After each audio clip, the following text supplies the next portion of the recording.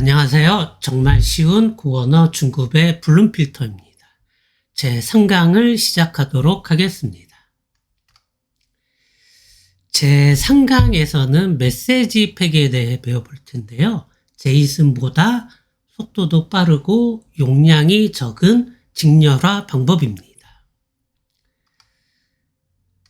그러면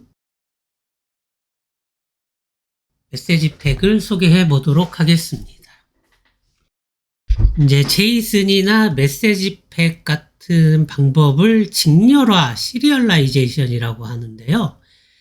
이제 메모리에 있는 우리가 짠 프로그램에 있는 복잡한 객체를 이제 메모리나 파일에 기록하기 편하게 연속적인 시리얼로 데이터를 변환하는 것을 이야기합니다. 그 다음에 요 그림을 보시면요. 요 그림을 보시면 이게 원래는 제이슨 데이터인데요. 제이슨 데이터인데 이거를 메시지 팩에서는 이렇게 처리를 해가지고 결과적으로 27바이트이었던 제이슨이 18바이트로 66%로 용량이 줄었습니다. 그리고 이제 제가 인터넷 검색을 해서 여러 벤치마크 결과를 보니까 제이슨보다 메시지 팩이 속도가 더 빠릅니다. 용량도 더 적은데 속도도 빠르니까 참 매력적이지 않을 수 없습니다. 참고로 메시지 팩의 홈페이지 주소는 아래와 같습니다. 저 같은 경우에는 이제 내부적으로 요 프로세스에서 저 프로세스, 이 프로그램에서 저 프로그램으로 데이터를 교환하거나 특히 이제 캐시에 데이터를 저장할 때는 이 메시지 팩을 사용을 해가지고 메모리 용량도 줄이고 속도도 크게 개선을 하였습니다.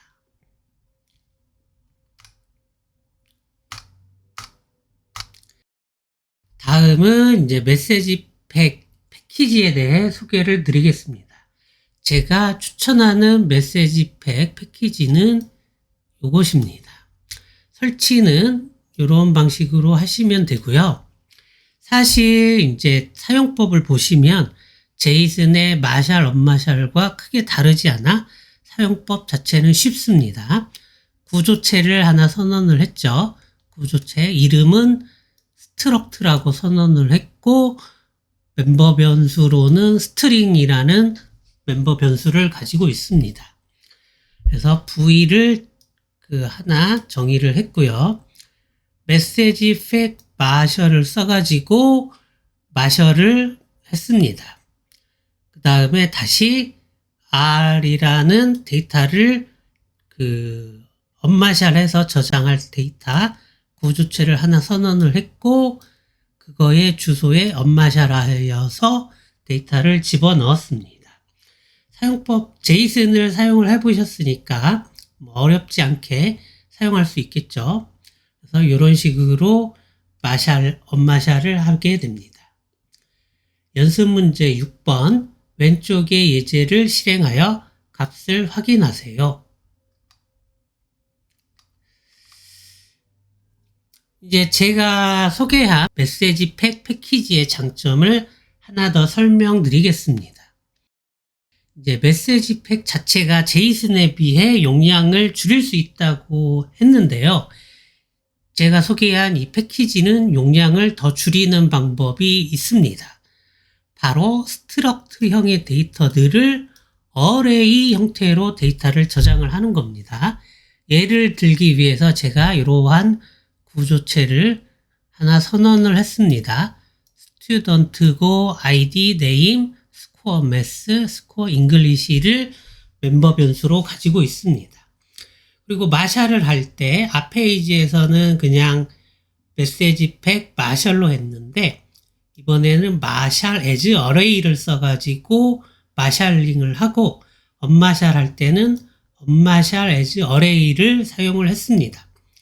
그래서 이거를 제이슨으로 직렬화 했을 때는 224바이트였는데 지금 얘기한 마샬 as array를 써서 메시지 팩으로 직렬화 하였을 때는 35바이트였습니다.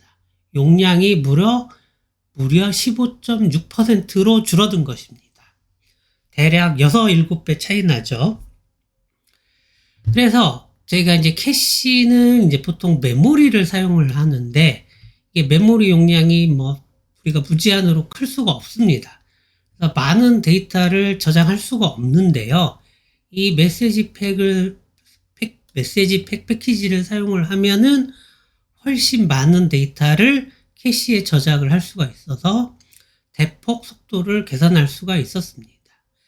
아래는 제가 테스트에 사용한 데이터입니다. 이렇게 생겼고, 데이터가 하나, 둘, 셋, 4개가 있는데 아마 데이터가 더 많아지면은 용량도 아마 더 줄어들 것입니다.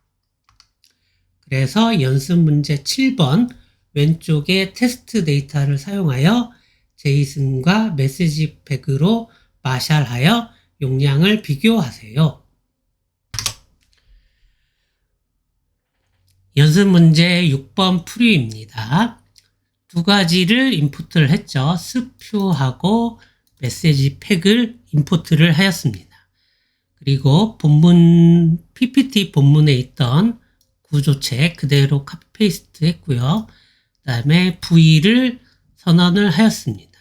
그래서 메시지 팩을 마샬한 다음에 D에 저장을 했고요. 그 값을 출력하도록 했습니다.